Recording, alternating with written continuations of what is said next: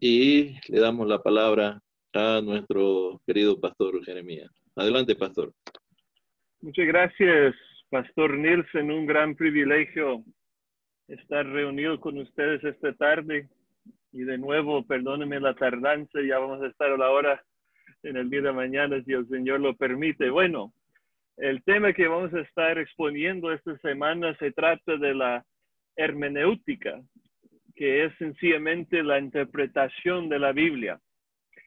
Entonces, vamos a comenzar con una breve introducción. ¿Qué pensaría usted si llegara a un restaurante y viera un padre dándole la comida en la boca de su hijo de 13 años?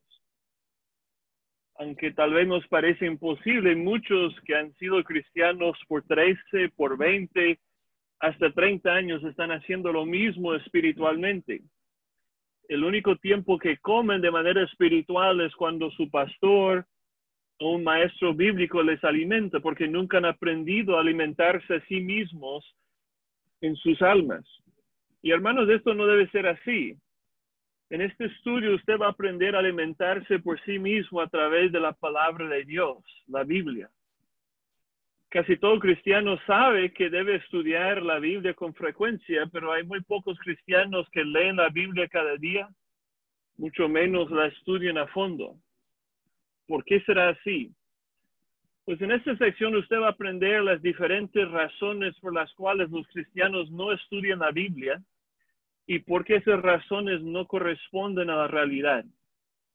Entonces, esa siguiente lista contiene algunas de las razones más comunes de por qué los cristianos no estudian la Biblia. Entonces, ¿por qué la gente no estudia la palabra de Dios? Ellos dicen, bueno, necesito algo que funcione. Necesito algo relevante para mi vida, para mi matrimonio, para la crianza de mis hijos, para mi trabajo. Y muchos no ven a la Biblia como un libro relevante que funciona para el siglo XXI. Otros dicen, bueno, es que yo no sé estudiar la Biblia, yo no soy pastor, no soy teólogo, nunca he ido al seminario, así que yo no puedo estudiar la Biblia. Otros, yo no soy pastor, no soy misionero, no soy evangelista, yo no puedo interpretar la Biblia. Otros cristianos dicen, bueno, me gustaría, pero es que no tengo tiempo. Estoy ocupado con el trabajo, con la escuela, con la familia, no me da tiempo de estudiar la Biblia, así que no la puedo estudiar. Y de pronto algunos cristianos pudieran decir, no me parece interesante. Yo prefiero mirar lo que hay en las redes sociales, mirar deportes, mirar programas de tele. Estudiar la Biblia es un poco aburrido. Pero hermanos, en realidad todos estos son pretextos, son excusas para no hacer lo que el Señor nos manda hacer. ¿Cuál es tu pretexto? ¿Cuál es tu excusa? Hermanos, para poder entender la palabra de Dios, tenemos que dedicarnos a estudiarla. Tal vez usted ha estado escuchando enseñanzas de la Biblia toda su vida, o de pronto usted solo empezó a leer la Biblia hace unos meses. Pero cualquiera que sean sus circunstancias, usted puede profundizarse en la Biblia. Y para empezar, la pregunta fundamental que debemos contestar es la siguiente: ¿qué es la Biblia? ¿Qué es la Biblia? ¿Cómo responderías tú? ¿Qué es la Biblia? Aquí una lista. La Biblia primeramente es la palabra de Dios. Toda la escritura es inspirada por Dios, literalmente exhalada de la boca de Dios, dice 2 de Timoteo 3:16. Nunca fue la profecía traída por la voluntad humana, sino que los santos hombres de Dios fueron inspirados por el Espíritu Santo. Entonces la Biblia no es un mero libro humano, es la palabra de Dios mismo. Yo sé que tal vez todos nosotros ya creemos eso, pero es bueno establecerlo desde el principio, que la Biblia es la palabra de Dios. Además, la Biblia es verdadera. Cristo oraba en Juan 17:17, santifícalos en la verdad, tu palabra es la verdad. La Biblia es útil. De nuevo, 2 de Timoteo 3:16, toda la escritura es exhalada de la boca de Dios y es útil para enseñar, para redarguir, para corregir, para instruir en justicia, a fin de que el hombre de Dios sea perfecto, enteramente preparado para toda buena obra. La Biblia es clara. No hay un mensaje oscuro que unos pocos solo pueden entender. Es un mensaje claro para toda la humanidad. La Biblia es suficiente. Es suficiente para todo el cual que Dios quiere que sea suficiente para salvar a los pecadores y para santificar al pueblo de Dios. La Biblia es viva y eficaz. Más cortante que toda espada de dos filos, penetra hasta el fondo de nuestros corazones. Busca las intenciones y los pensamientos de nuestras almas. La Biblia es eterna. La palabra de Dios permanece para siempre. La flor se marchita, la hoja se cae, pero la palabra del Señor permanece para siempre.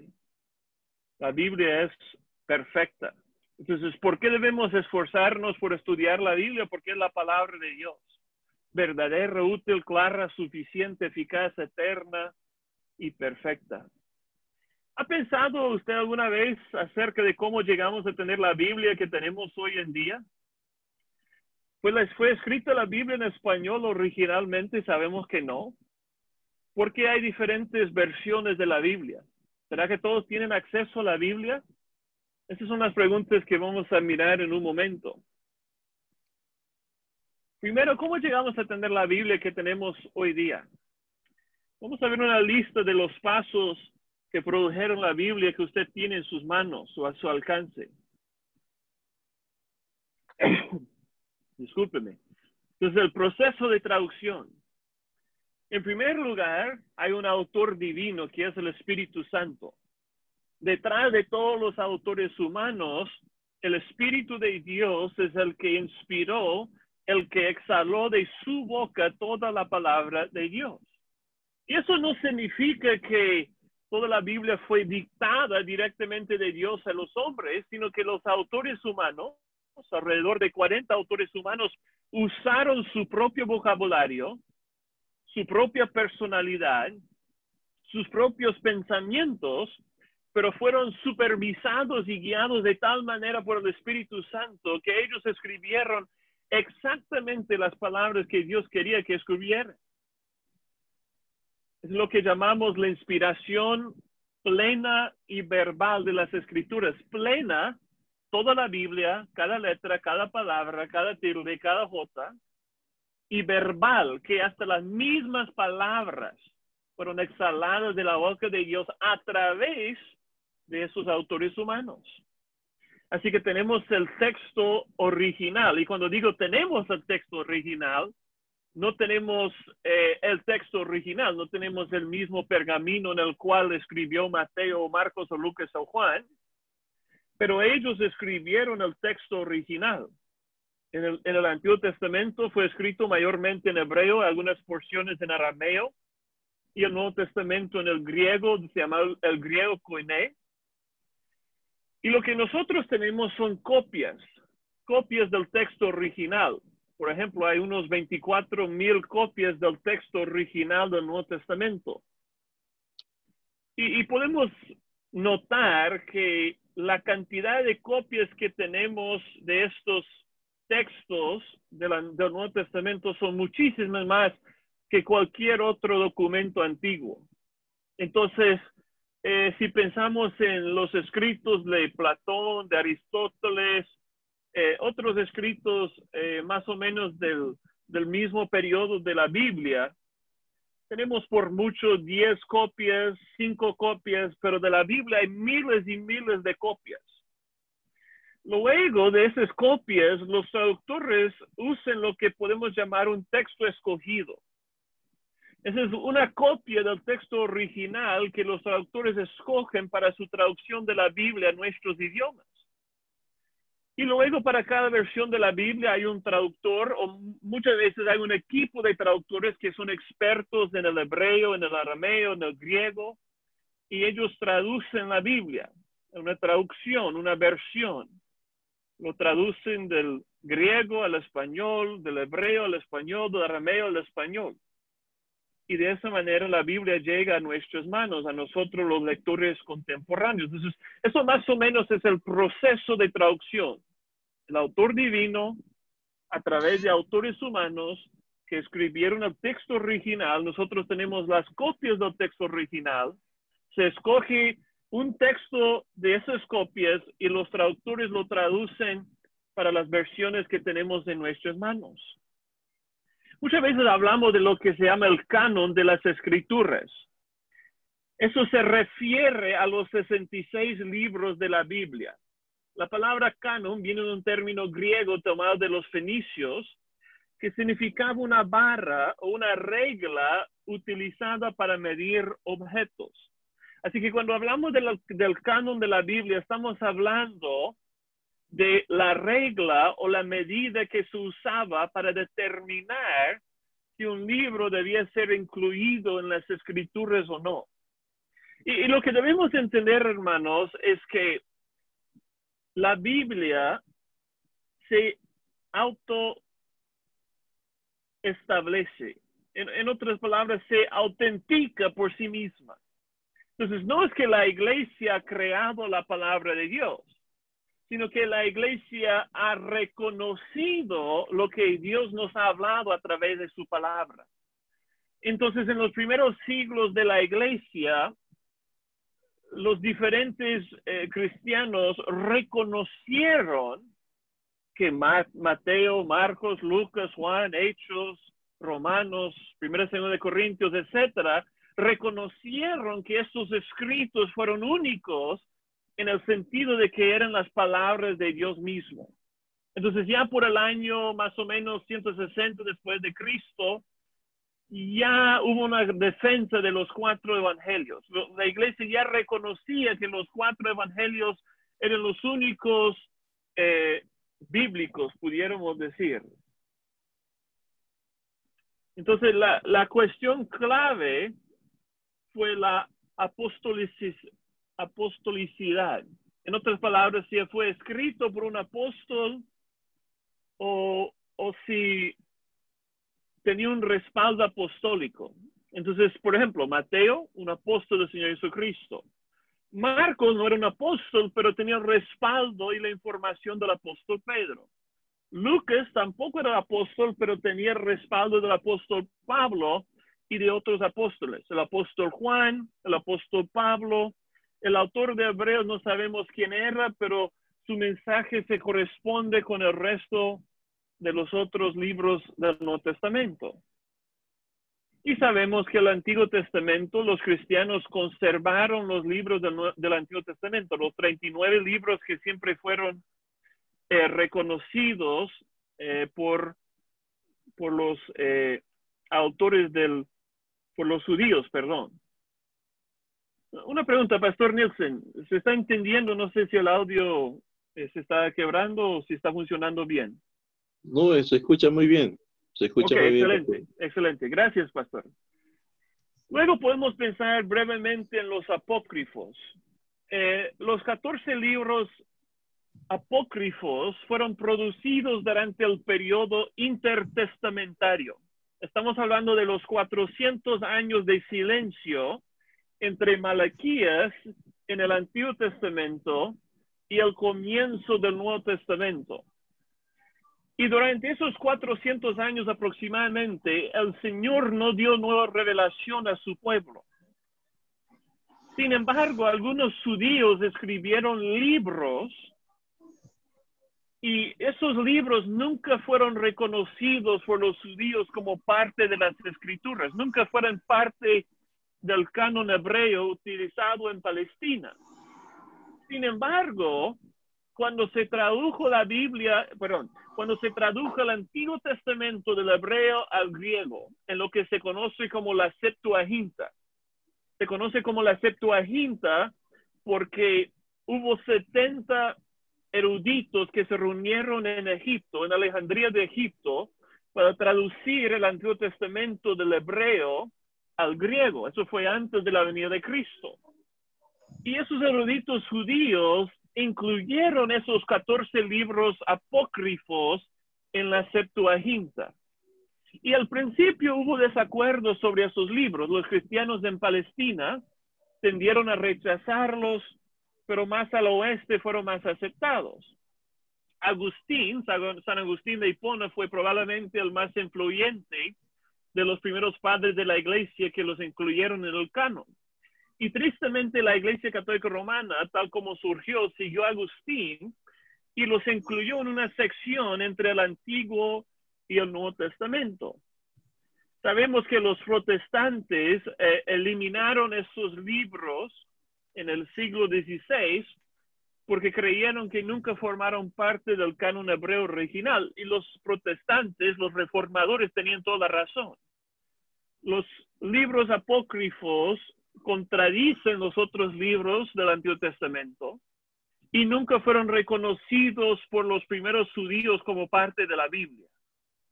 Así que nosotros no debemos considerar a los libros apócrifos como parte del canon de las Escrituras. Otra pregunta que podemos hacer es, ¿hay acceso a la Biblia para todos? Ese diagrama abajo indica la necesidad de la traducción de la Biblia a miles de lenguajes. Por ejemplo, en este momento hay alrededor de 6.912 lenguajes o idiomas en el mundo. Sin embargo, hay más de 2.000 lenguajes o idiomas que todavía no tienen una traducción de la Biblia. Obviamente la Biblia se ha traducido a los idiomas más comunes o más populares en el mundo. Pero hay muchos idiomas, dialectos en los cuales la Biblia no se ha traducido. ¿Y cómo se traduce el texto original de la Biblia al español? ¿Será que se traduce literalmente palabra por palabra del griego, del hebreo al español? Hermanos, hay más o menos dos formas primordiales de traducción. Entonces, hay un estilo formal que pudiéramos llamar palabra por palabra. Los traductores traten de traducir de manera más literal, más formal posible, palabra por palabra. Hay otro estilo de traducción que podemos llamar el estilo funcional. Y más o menos eso es traducir pensamiento por pensamiento. Entonces, bajo el estilo formal tenemos versiones como la Reina Valera, la Biblia de las Américas, la Nueva Biblia de las Américas. Y bajo el estilo funcional, ahí se encaja la nueva versión internacional, la nueva traducción viviente, Dios habla hoy. Entonces, ¿cuáles versiones de la Biblia son más confiables en español? En realidad, no hay una sola versión correcta. Tristemente, en algunas iglesias se habla de una sola versión como si fuera la única versión correcta. Eso no es así. Hay varias versiones modernas en español que son confiables para el lector contemporáneo. Por ejemplo, la Reina Valera del 1960 también se ha actualizado en el 95. Es una versión española y suele ser muy precisa en la traducción de los idiomas originales. Es la Biblia que yo uso en español generalmente. Yo uso la Reina Valera del 60 para predicar y estudiar la Biblia normalmente. Otra traducción confiable es la Biblia de las Américas. Eso utiliza la Vosotros de España, pero también es una versión más latina. Se usa frases o palabras que se entienden mejor en Latinoamérica. Es una versión excelente. La Nueva Biblia de las Américas es una versión más reciente y no usa la Vosotros, sino la Usted de Latinoamérica, pero lo demás es casi igual a la Biblia de las Américas, muy parecida a la Biblia de las Américas. Hay otras versiones que son más como un paráfrasis o una interpretación de la Biblia. Por ejemplo, la nueva traducción viviente, Dios habla hoy, no se está traduciendo tanto palabra por palabra, sino más o menos dando la idea en nuestras propias palabras. Y la nueva versión internacional es una traducción que usa la palabra ustedes, pero yo creo que se interpretan demasiadas palabras en vez de traducirlas. Por ejemplo, en la nueva versión internacional no se usa la palabra propiciación. Se habla de un sacrificio por los pecados, pero la palabra propiciación es una mejor traducción de la palabra hilasmos del griego, porque significa un sacrificio que satisface la ira de alguien o que apacigua la ira de alguien.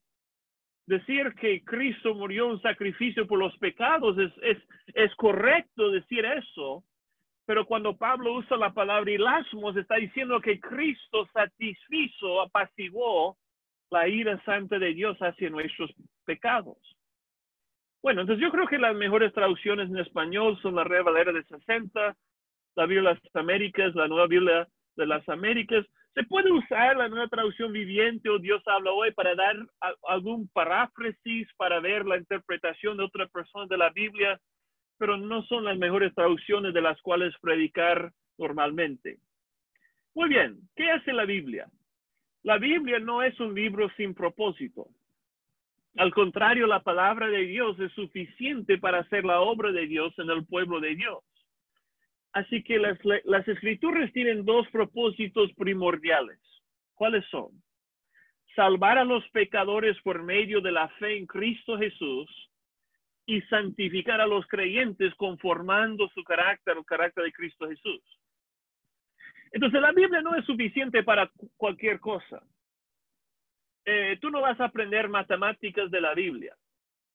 La Biblia no es una historia, no es un libro de historia del mundo antiguo, no es una historia completa de todo lo que ha sucedido en los últimos miles de años. Sí tiene mucha historia, pero no es una historia exhaustiva del antiguo mundo. La Biblia no es suficiente para enseñarnos cualquier dato científico. Tú no vas a ir a la Biblia a aprender anatomía o ecología o biología o cosas así por el estilo. Pero la Biblia sí es suficiente para hacer la obra por la cual fue enviada por Dios, que es salvar a los pecadores a través de la fe en Cristo y para santificar a los creyentes conformándonos al carácter de Cristo. La Biblia es suficiente para capacitarnos para toda buena obra y para protegernos de caer en hábitos de pecado. Muy bien. ¿Cómo le puede ayudar este estudio? 4 maneras. Usted va a aprender un proceso sencillo y confiable de estudio bíblico. Un proceso sencillo y confiable para estudiar la Biblia. Y de esa manera usted va a tener la confianza de estudiar la Biblia por sí mismo. Sí, va a seguir escuchando la buena exposición de la palabra, va a seguir escuchando la enseñanza de tus pastores, pero tú necesitas alimentarte de la palabra de Dios diariamente. Necesitas tener la confianza de estudiar la Biblia por ti mismo en tu propio hogar. También vas a tener experimentar el gozo del descubrimiento personal en las Escrituras. Es una gran alegría cuando tú lees algo y lo entiendes por primera vez y dices, wow, yo nunca sabía que eso estaba en la Biblia. Y eso va a aumentar tu confianza en Cristo, porque toda la Biblia nos lleva de la mano a Cristo, porque Él es el único que puede perdonar nuestros pecados, que nos puede llevar a Dios, que nos puede dar comunión con el Señor, que nos puede dar gozo y paz y esperanza.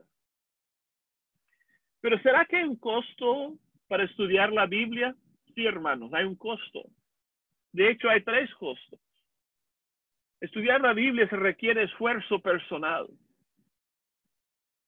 Tú te tienes que esforzar para aprender a leer la Biblia y para leer la Biblia diariamente. Nadie puede hacerlo por ti, tú tienes que hacerlo. Por el poder del Espíritu Santo te tienes que esforzar para estudiar la Biblia. Necesitas un corazón abierto a Dios.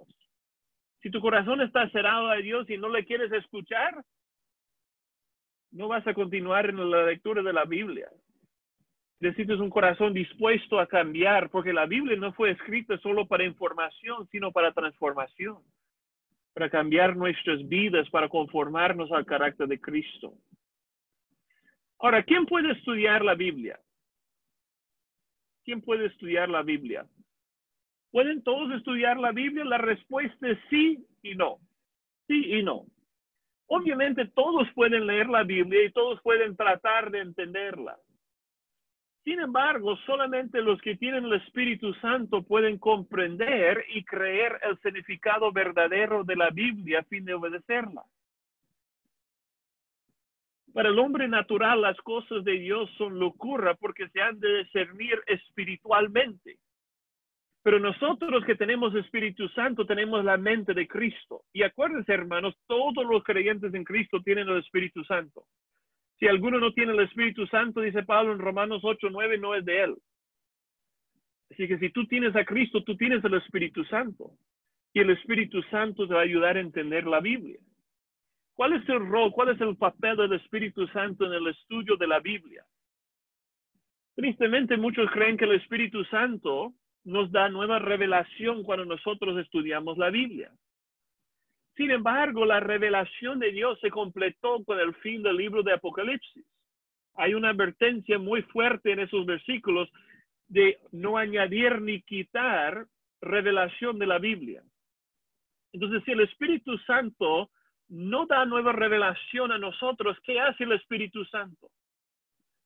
Hay tres papeles, tres obras del Espíritu Santo en cuanto a la palabra de Dios. En primer lugar, el Espíritu Santo inspiró la palabra de Dios. Exhaló todas las escrituras de su boca a través de los autores humanos. En segundo lugar, el Espíritu Santo ilumina nuestra mente cuando estudiamos la Biblia. El Espíritu Santo no da nueva revelación, pero sí da nueva iluminación. Lo que el Espíritu Santo es tomar el texto de las Escrituras y alumbra nuestras mentes para que podamos comprenderla y creerla. Y el Espíritu Santo, en último lugar, instruye al cristiano por medio de la palabra de Dios. Él es el que nos guía a toda verdad. ¿Y cómo nos guía a toda verdad? No es a través de sueños, no es a través de visiones, no es a través de nuevas revelaciones, no es a través de nuevas profecías, es a través del estudio de la palabra escrita de Dios. Así que, hermanos, tenemos que depender del Espíritu Santo para que Él nos ilumine, para que podamos estudiar la Biblia. Muy bien. ¿Cómo debemos estudiar la Biblia? Hay 7 actitudes que debemos tener en el estudio bíblico.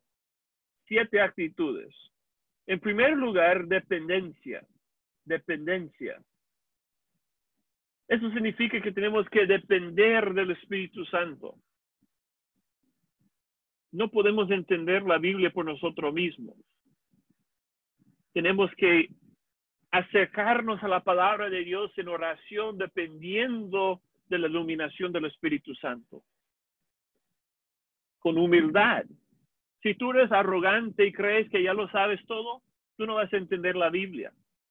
Todo el que se humilla será enaltecido, pero el que se enaltece será humillado.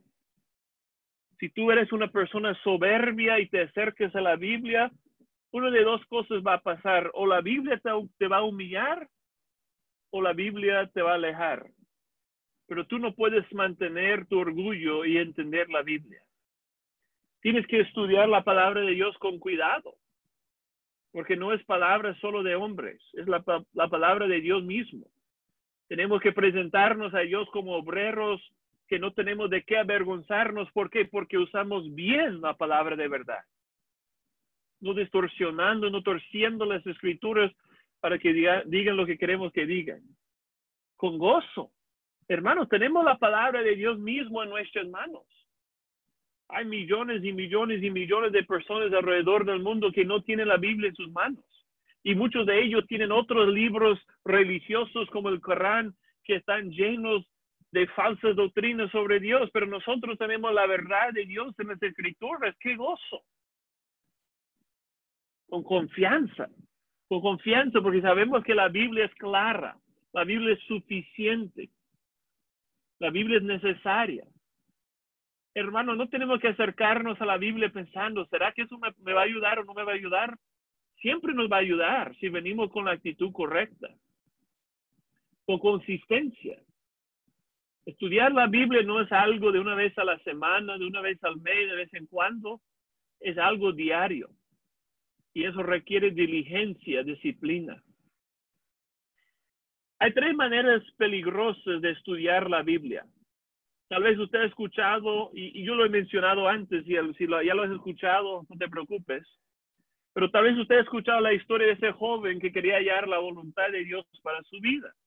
Entonces él abrió la Biblia al azar y puso su dedo en Mateo 27:5. Y dice, Judas fue y se ahorcó.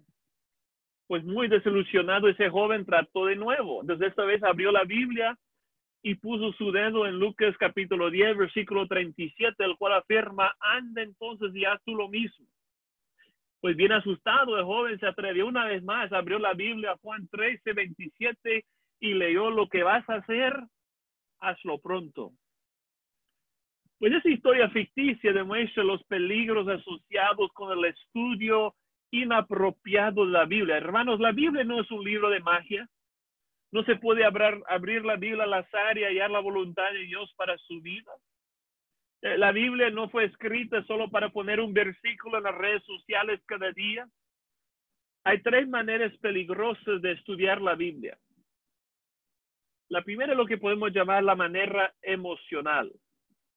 Hay muchas personas cuando leen la Biblia solo buscan lo que les hace sentir bien. Entonces leen hasta que se lee algo que les hace sentir bien y dicen: bueno, ya terminé, ya la Biblia me hizo sentir bien, ya. Podemos llamar la segunda la manera espiritual. En la manera espiritual, la persona no le importa el contexto, no le importa la interpretación correcta, solamente le importa que saque una frase para lo que quiere. Filipenses 4:13, todo lo puedo en Cristo que me fortalece. Y el boxeador lo pone en su pantaloneta y dice: yo voy a ganar la pelea esta noche porque todo lo puedo en Cristo que me fortalece. Pero ignora completamente el contexto que está hablando de estar contento en Cristo, si tiene mucho, si tiene poco. De tener contentamiento en Cristo en medio de la escasez o en medio de la abundancia. No tiene nada que ver con ganar una pelea en el boxeo.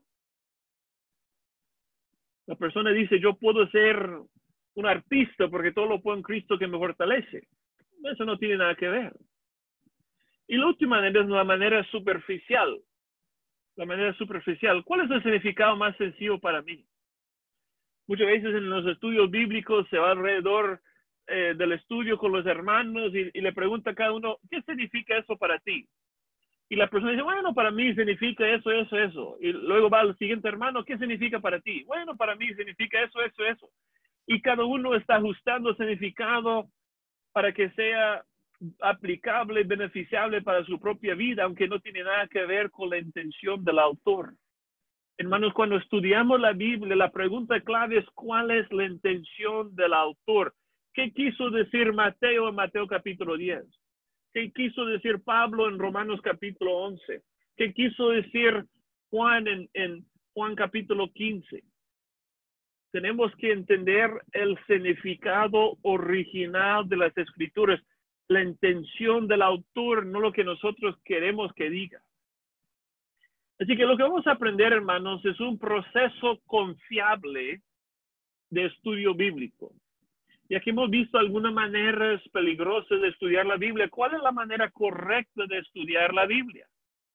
Hay un proceso confiable. Ese proceso contiene 3 pasos generales y esos pasos van a servir como nuestro bosquejo en el resto de la semana. Vamos a estudiar cada uno de los pasos y usted va a aprender a usarlos en su propio estudio de la Biblia. Pudiéramos llamar eso la manera histórica gramatical. La manera histórica gramatical. Estamos estudiando el texto según la gramática y la historia para entender lo que quiere decir. ¿Okay? Pero son 3 pasos. En primer lugar, observación. ¿Qué dice el texto? Antes de entender el significado del texto, tengo que saber qué es lo que dice. Tengo que observar con mis ojos cuáles son las palabras. ¿Qué es lo que el autor realmente dice? Muchos no interpretan bien la Biblia porque no han observado bien lo que realmente dice. Y distorsionan el significado porque no lo han leído bien. Entonces tenemos que empezar con la observación. Luego la interpretación. ¿Qué significa el texto? Y en último lugar, la aplicación. ¿Cómo se aplica ese texto a mi vida y también a la iglesia? Perdón, una pregunta más, Pastor Nielsen. ¿Hasta qué hora tenemos para esta clase? Perdón. 9:15 sería, Pastor. Excelente, excelente. Gracias, hermano. Muy bien. Entonces, vamos a empezar con el primer paso y no vamos a terminar el primer paso hoy, pero vamos a darle inicio y luego continuaremos mañana en la noche si Dios permite. Entonces, primer paso de ese proceso de estudio bíblico. la observación. ¿Qué dice el texto? Dios decidió revelarse a nosotros usando palabras. Palabras que nosotros podamos entender en nuestro idioma. Palabras humanas. Son palabras de Dios, pero también son palabras humanas porque nosotros podemos entenderlas. Gracias a Dios, Él no habló en un idioma celestial que nadie puede entender. Él habló en nuestro idioma. Por lo tanto, cada palabra que Dios escogió es importante. El Señor Jesucristo declaró, porque de cierto digo que hasta que pasen el cielo y la tierra, ni una jota ni una tilde pasará de la ley hasta que todo se haya cumplido. En otras palabras, las letras más pequeñas, los acentos del alfabeto hebreo escritos en la Biblia son de suma importancia para Dios. El Señor pone énfasis en los detalles. Y nosotros tenemos que hacer lo mismo. Por eso vamos a aprender a mirar los términos, las palabras que Dios ha puesto en la Biblia. Obviamente a través de autores humanos, pero son las palabras que Dios quería que estuvieran ahí. Entonces, hermanos, yo le dije que esa es la manera histórica gramatical de estudiar la Biblia. Así que vamos a regresar por unos 15 minutos a la gramática española. Yo sé que todos quisieron regresar a la escuela, al cuarto grado y estudiar la gramática, ¿no? Tal vez no, pero para entender la Biblia tenemos que entender la gramática española porque la Biblia está en español. Entonces, verbos. ¿Qué es un verbo? Un verbo es la palabra que hace la acción de la oración, ¿cierto? Entonces, verbos. Hay muchos verbos. En cada oración de la Biblia hay un verbo. No hay oración sin verbo. ¿Qué tipo de verbo es? Es el verbo pasado, presente o futuro. Por ejemplo, Efesios 1:11. En Cristo también fuimos hechos herederos, pues fuimos predestinados según el plan de aquel que hace todas las cosas conforme al destino de su voluntad. ¿Cuáles son los verbos? Fuimos, hace. Esos son los verbos, ¿no? En Cristo también fuimos hechos herederos. Pasado, presente o futuro. Pasado. Ya es un hecho. Ya fuimos hechos herederos. Ya fuimos predestinados. ¿Cuándo? Antes de la fundación del mundo. Fuimos predestinados según el plan de aquel que hace ¿qué? Todas las cosas conforme al designio de su voluntad. ¿Cómo sabemos que vamos a llegar al destino por el cual fuimos predestinados? Porque Dios hace todas las cosas conforme al designio de su voluntad. Él es soberano, Él controla todo el universo y todos los eventos. Por eso sabemos que nuestra predestinación a ser herederos con Cristo es una realidad y será un hecho cuando Cristo regrese. Muy bien. Mateo 28:19. Por tanto, id y hacer discípulos a todas las naciones, bautizándolos en el nombre del Padre, del Hijo, del Espíritu Santo, y enseñándoles que guarden todas las cosas que yo les he mandado, y aquí estoy con vosotros todos los días hasta el fin del mundo. Amén. La gran comisión. ¿Cuáles son los verbos? Id, haced, bautizándolos, enseñándoles. Esos son verbos imperativos. Id. No dice, si le gustaría ir, vayan. Dice id. No dice si tienen tiempo hacer, dice haced. ¿Y cómo podemos hacer discípulos? Predicarles el evangelio, bautizar a los creyentes en el nombre del Padre, del Hijo y del Espíritu Santo, y enseñarles a obedecer, a guardar todas las cosas que Cristo nos ha mandado. Hay que fijarnos en los verbos.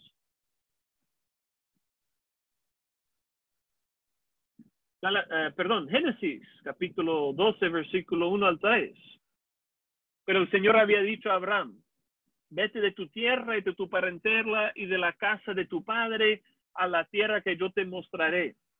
Y haré de ti una nación grande y te bendeciré y engrandeceré tu nombre y serás bendición. Bendeciré a los que te bendijeren y a los que te maldijeren maldeciré, y serán benditos en ti todas las familias de la tierra. ¿Cuáles son los verbos en estos versículos? En primer lugar, vete. Vete de tu tierra, de tu parentela, de la casa de tu padre, de la tierra que yo te mostraré. haré de ti una nación grande. Haré, te bendeciré, engrandeceré tu nombre, serás bendición. Entonces, ¿esos verbos son activos? Uno sí, vete de tu tierra, eso es un mandato. Pero fíjense que la mayoría de los verbos en este pasaje de Génesis 12 están en tiempo futuro, no pasado ni presente, futuro. ¿Qué dice Dios? Haré, bendeciré, engrandeceré, serás, bendeciré, maldeciré, serán. Esos son tiempo futuro. Eso nos indica que son promesas de Dios. Dios no le está diciendo a Abraham, Abraham, tú tienes que hacer algo. No, está diciendo, yo te prometo, yo te prometo, yo te prometo. Efesios 5:18. No os embriaguéis con vino en lo cual hay disolución, perdón. Antes bien sed llenos del Espíritu Santo. ¿Cuáles son los verbos? Primero, no os embriaguéis. Segundo, sed llenos del Espíritu. No os embriaguéis. Antes bien, sed llenos. Fíjense que el primer verbo es un imperativo y es activo. No os embriaguéis, no lo hagan. No se emborrachen. Porque va a llevar a disolución a una vida desenfrenada. Al contrario, dice, sed llenos. No dice llénense, dice, sean llenos del Espíritu Santo. Eso es pasivo. Yo no me puedo llenar del Espíritu Santo. El Espíritu Santo tiene que llenarme de su fruto. Pero si yo estoy lleno del alcohol, yo no voy a estar lleno del Espíritu Santo. Colosenses 3:1. Si puedes haber resucitado con Cristo, buscad las cosas de arriba donde está Cristo sentado a la diestra de Dios. ¿Qué dice? Habéis resucitado. Pasado, ya es un hecho. Así que habiendo resucitado con Cristo, ¿qué debemos hacer? Buscad.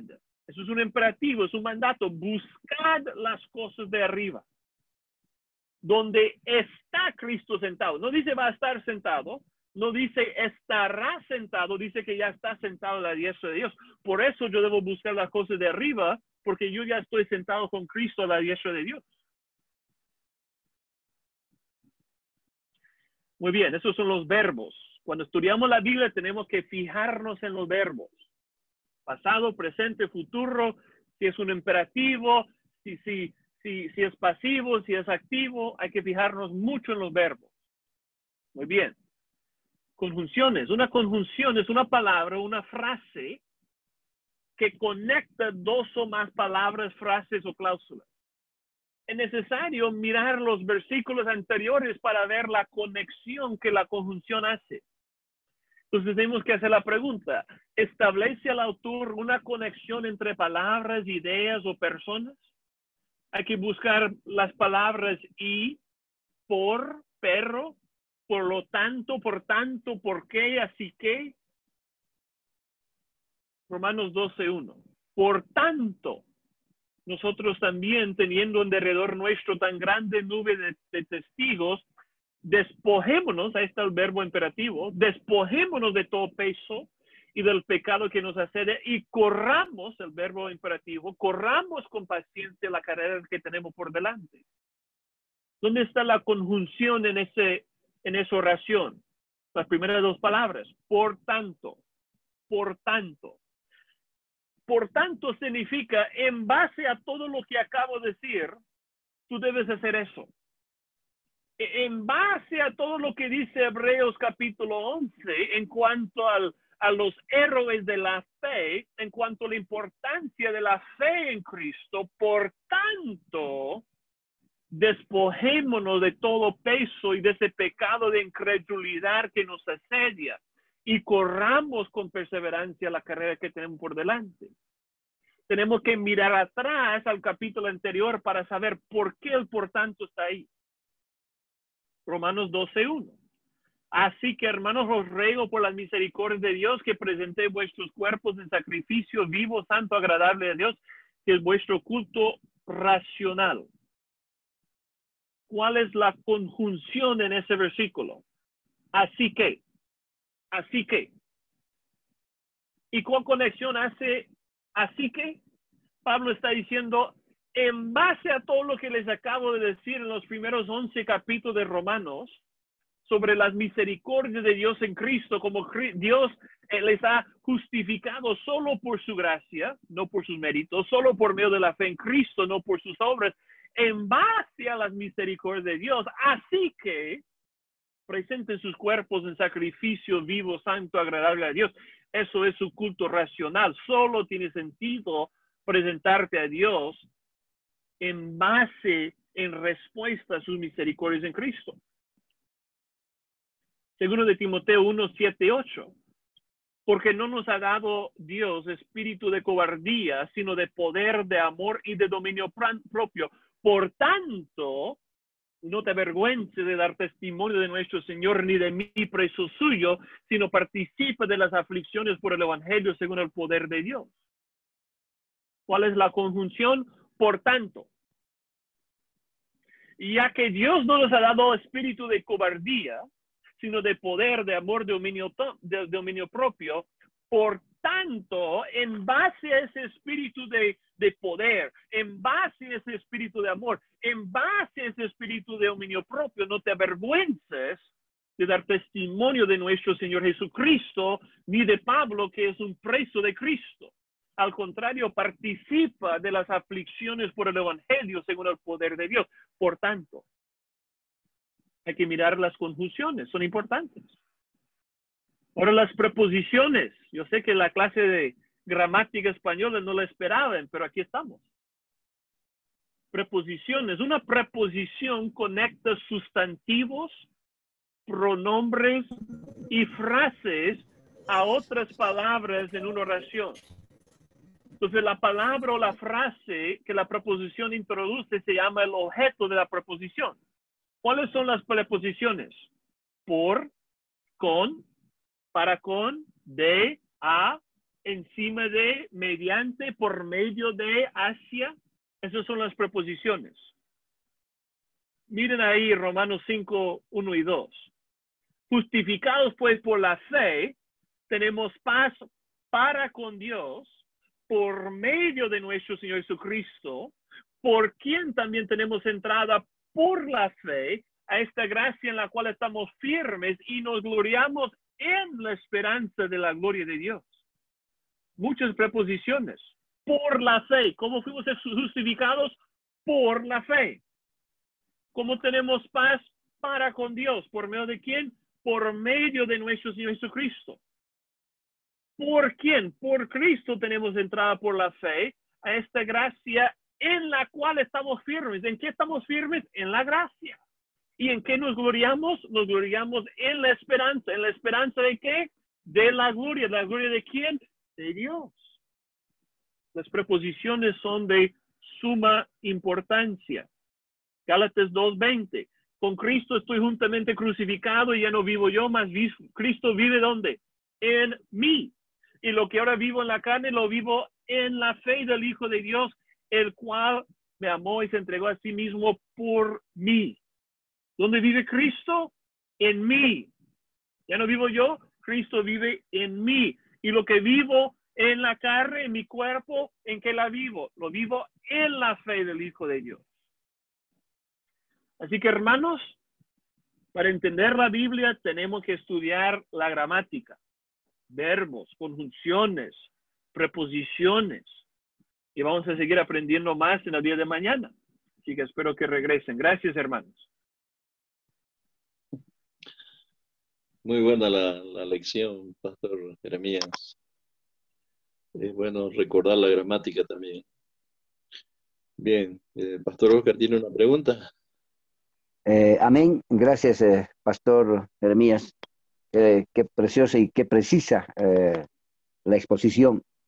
Impresionante, y me recuerda que es tan vital, ni siquiera digo importante solamente, sino vital por el efecto que tiene. Y yo quisiera que podamos mayormente ahondar más, mi Pastor Jeremías, en un tema de las maneras peligrosas del estudio bíblico. Es donde realmente entra el cimiento, el fundamento para poder edificar y obtener el crecimiento en el discipulado. especialmente en el entrenamiento, en la capacitación de los creyentes para que puedan alcanzar el crecimiento que Pablo siempre ha andado, o sea, siempre ha incidido fuerte, y estas maneras peligrosas de estudio son los que han llevado a un direccionamiento, a una mala interpretación, y de ahí que han surgido doctrinas erráticas para afectar justamente el crecimiento de la iglesia. Yo quisiera que estas tres maneras que realmente nos llevan a una gran advertencia, porque nosotros hemos estado en tiempos atrás, días atrás, semanas atrás, puedo decir, estamos en el tema de estudio y oración de la palabra, que es lo que da un crecimiento. Yo le pediría a usted, mi pastor Jeremías, que nos pueda más ver este tema, porque este punto donde yo veo de la manera peligrosa de todo estudio bíblico es que ha distorsionado y ha provocado cabeza con muchas enseñanzas y ha dado lugar a doctrinas erradas, vuelvo a reiterar. Y sería interesante, no sé, yo le quiero preguntar ahora, mi pregunta va en base a esto. ¿Por qué la iglesia, a pesar de la historia, de su desarrollo histórico, por qué ha descuidado, a pesar de que hemos visto a un principio lo que nos ha enunciado usted con respecto a la hermenéutica misma, que significa interpretar la palabra de Dios, la Biblia? ¿Por qué tantos eruditos? ¿Por qué, si tenían la dirección del Espíritu Santo, han permitido esta tergiversar, maldireccionar, en base a esto que usted hoy día ha incidido mucho en cuanto a las maneras peligrosas de estudio, a pesar de que ha habido pues traducciones, las formas que nos ha mostrado, que incluso ha sido palabra por palabra en un estudio formal? Pero ¿por qué, mi pastor Jeremías, la historia misma de la iglesia, ante la historia de la palabra, ha dado lugar a tantas falsas interpretaciones para que sean producidas justamente falsas doctrinas? Gracias, mi pastor Jeremías. Muchas gracias, hermano Oscar, por esa pregunta. Bueno, hay varias razones por las cuales hay falsas interpretaciones y falsas doctrinas. Sabemos que, por un lado, es porque nosotros los hombres somos pecadores y somos falibles. Así que aunque yo haga mi mejor esfuerzo, habrá momentos cuando yo malinterprete algún pasaje de la Biblia. Es posible que lo haya hecho, es posible que lo haga otra vez. Entonces, nosotros en el siglo XXI tenemos más información, más recursos, más herramientas que estudiar la Biblia que en cualquier otra época de la iglesia. Los recursos y las herramientas que tenemos solo en Internet son increíbles. Hace 500 años, cuando estudiaba y interpretaba en la Biblia, tenían muy pocos recursos en comparación a lo que nosotros tenemos. Hicieron lo mejor que pudieron con lo que tenían. La otra cosa es, hay falsas doctrinas y falsas interpretaciones porque los hombres quieren torcer y distorsionar las escrituras para poder enseñar lo que les conviene. Entonces, los falsos maestros son motivados por avaricia, por inmoralidad, por egoísmo, y por eso distorsionan las escrituras con el fin de engañar a las personas a fin de que hagan lo que ellos quieren. Entonces, en muchos casos, las falsas doctrinas se levantan porque las personas que las están enseñando realmente no conocen al Señor o posiblemente han sido mal enseñados. Entonces, hay muchas razones que pudiéramos citar, pero por eso estamos aquí estudiando, porque no queremos caer en esos errores. Pero gracias, hermano, por la pregunta. Si me permite, pastor, mire, estamos en una enseñanza de maestro. Y yo quiero decir algo muy fuerte en esta noche para todos mis pastores que están presentes. Es que entonces será, porque si el Espíritu Santo está en una persona que ha nacido de nuevo y hace la función de maestro, está educando, enseñando, discipulando a la grey, ¿ha nacido de nuevo o no ha nacido de nuevo, mi pastor? Porque no puede ser que el Espíritu Santo, estando en una persona que ha nacido de nuevo, reitero, pueda enseñar mal. Esto es lo que un poco me confronta y quiero tener cuidado cuando yo imparto enseñanza y mucho más discipulado cuando estamos en un estudio bíblico. Esto para mí me está confrontando, por eso yo lo lanzo para usted, mi pastor, a los que estamos presentes, porque esto es más que peligroso, es terriblemente destructivo enseñar algo cuando no hay la dirección del Espíritu Santo, y peor, utilizando la palabra, es que esta persona que está enseñando no tiene el Espíritu Santo, porque no puede contradecirse el Espíritu Santo con la palabra escrita y la dirección que recibe uno del trono de Dios, de la dirección de Dios, porque para enseñar, no puedo enseñar con la emoción, con mi interpretación. La palabra de Dios no se interpreta con la inteligencia humana. Necesitamos tener el Espíritu, la dirección del Espíritu. A eso me voy, mi pastor. Yo sé que he dicho algo muy duro, muy fuerte, pero quiero que esto usted me complemente. Gracias, mi pastor. Bueno, gracias por la pregunta. Siempre es importante, de suma importancia, enseñar fielmente y con precisión las Escrituras. Al mismo tiempo, tenemos que diferenciar entre un error no intencional y una herejía. ¿Ok? Entonces, es posible, por ejemplo, si yo estoy enseñando de 1 de Juan, capítulo 5, versículo 6, y en la Reina Valera se menciona la Trinidad. En los manuscritos más antiguos no se menciona la Trinidad en 1 de Juan 5:6. Pero yo en mi ignorancia, yo pudiera decir, mira, ahí está la Trinidad, 1 de Juan 5:6, porque ahí lo dice en mi traducción Reina Valera. Y yo pudiera enseñar sobre la Trinidad en base a ese versículo. Y sería un error, porque no está en lo original. La Trinidad sí está en la Biblia, pero no está en 1 de Juan 5:6. Eso sería un error. Pero eso es diferente, por ejemplo, si yo enseño, la Biblia dice que Dios no es trino. La Biblia dice que Dios es una sola persona, no es tres personas, es una sola. Eso ya es herejía. Enseñar que Dios no es tres personas es herejía. O, por ejemplo, enseñar que Jesucristo no es Dios. Yo pudiera, por ejemplo, equivocarme en la interpretación de algún versículo, pero eso es un error no intencional. Pero si yo empezara a predicar del púlpito, Jesucristo no es Dios, eso ya es herejía. Entonces, es diferente que un pastor o un maestro comete errores. Todos cometemos errores. Es diferente cometer errores que ser un hereje. Obviamente un hereje que de verdad está enseñando un evangelio falso o doctrina falsa en cuanto a las doctrinas más importantes de la fe, y si esa persona es corregido y no cambia su doctrina a la verdadera, no tiene el Espíritu Santo. Pero el hecho de que puede cometer algún error, todos cometemos errores. Entonces tenemos que tener cuidado de decir, ok, él malinterpretó esta frase, ya es un hereje. No necesariamente. La pregunta es si recibe corrección, y la pregunta es si está dispuesto a enseñar la verdad de Cristo. Esa es la pregunta. Gracias. Gracias, mi pastor. Muchas gracias. Muchas gracias. Queremos dar la oportunidad a un pastor más que desee hacer alguna pregunta sobre el tema de esta noche, la hermenéutica. Habilite el micrófono y... ¿Puedo hacer una pregunta, pastor? Adelante, pastor Adrián. Adelante. Agradecer al pastor Jeremías por este excelente tema. Hay un punto dentro de la exposición que tocó en cuanto a las traducciones, ¿no?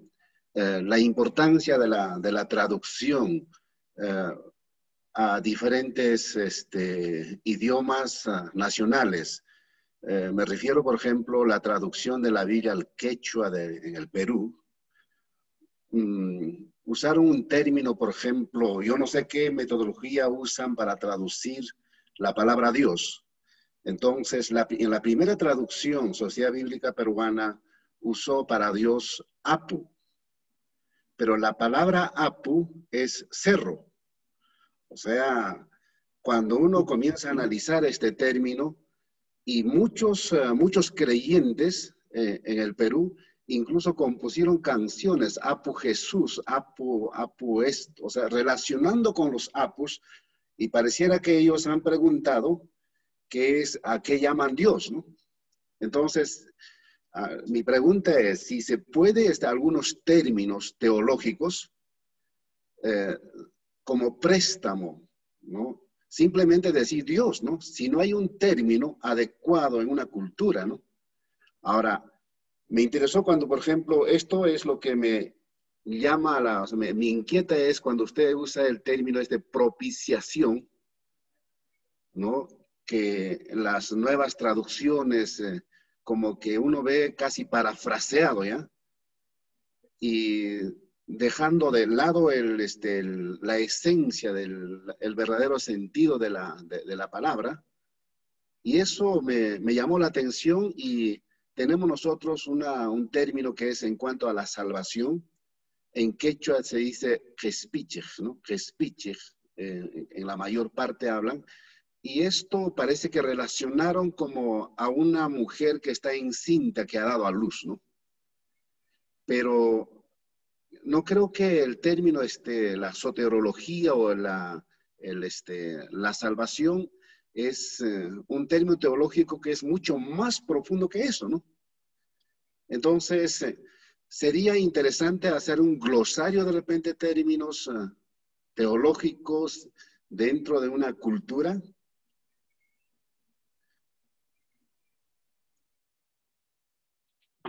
Su micrófono, Pastor Jeremías. No, sí, excelente, Pastor Adrián, gracias. Y tienes toda razón, es muy complicado traducir la Biblia a nuevos idiomas, es un proceso muy largo, muy difícil. Es por eso que se ve actualizaciones de las traducciones, porque la primera vez que se traduce la Biblia en cierto idioma, muchas veces se cometen errores, muchas veces no hay palabras para todas las ideas que la Biblia comunica. Y con el largo del tiempo, la misma iglesia se va creando como un vocabulario, un glosario teológico, y con el paso de los años se va entendiendo mejor cómo traducir la Biblia en diferentes idiomas. Entonces, probablemente en quechua se necesite ir actualizando, ¿no? Las traducciones que hay. Y no es fácil, porque obviamente se necesitan personas que estudien los idiomas originales, que conocen bien la quechua, que conocen el significado de las palabras en todos los idiomas, que se tienen que saber. Es muy complicado, pero lo que puedo decir es eso, a pesar de ciertos errores en las traducciones, el mensaje general de la Biblia sigue siendo claro. Y la Biblia en quechua, aunque tal vez hay ciertas palabras que no son traducidas de la mejor manera, no resta del mensaje claro y potente del Evangelio, que es para la salvación de los pecadores. Entonces, a pesar de los errores humanos y las fallas en la traducción, sabemos que la Biblia en sí es confiable y que Dios sigue usándola para salvar a los pecadores y conformarlos al carácter de Cristo. Excelente, Pastor Adrián, gracias. Muy bien, muchísimas gracias, Pastor Jeremías, esta noche por la clase. Mañana estamos 8 en punto. 8 en punto, 8 en 8 punto. en punto. Esperamos a Gracias. todos. Gracias, Okay. mis hermanos, por su bendiga. atención. Dios le bendiga, Pastor. Muchas bendiciones. Amén. Adiós. Ahora que ya se fue el Pastor Jeremías, yo acabo de llegar a La Paz, hermano, y me siento mal. Estoy dolorido de la cabeza y no estoy en condiciones de dar la clase esta noche, así que quiero pedir disculpas. Y Dios mediante, ya mañana voy a estar. Yo 3 días llego aquí a La Paz y estoy mal. Llegué ayer, entonces pensé que iba a estar mejor hoy y nada, sigo. Anoche no dormí y no he podido descansar. Así que quisiera, hermano, el clima está mal en La Paz, pues mi pastor Nilsson. El clima también está medio contrario a nuestro. Yo igual le entiendo, le comprendo. Quiero pedir disculpas por esta noche y aquí entonces vamos a concluir y ya tenemos toda la semana para seguir con los temas que tenemos en este módulo, que es el liderazgo, el servicio y la hermenéutica. Entonces, desearle un buen descanso para ustedes y yo también espero tener una pronta recuperación. Muchas bendiciones. Buenas noches, pastor. Dios me los bendiga. Buenas noches, pastores. Dios me los bendiga, hermanos. Igualmente, pastor, Bendiciones, bendiciones a todos, pastor. Hasta Amén, mañana. pastor. Dios le bendiga. Amén. Mañana, amados. Hasta mañana. Que se mejore pronto, pastor. Gracias, gracias, gracias, gracias. Muchas Tómese un bendiciones. matecito de coca. Sí, estoy tomando. Estoy con todo lo Trimate, que... pastor. Trimate Sí, mejor. ¿no? Trimate mejor. Trimate. Gracias. También. Dios le bendiga, hermano. Que tenga buena noche. Amén, amén. Buenas noches, pastores.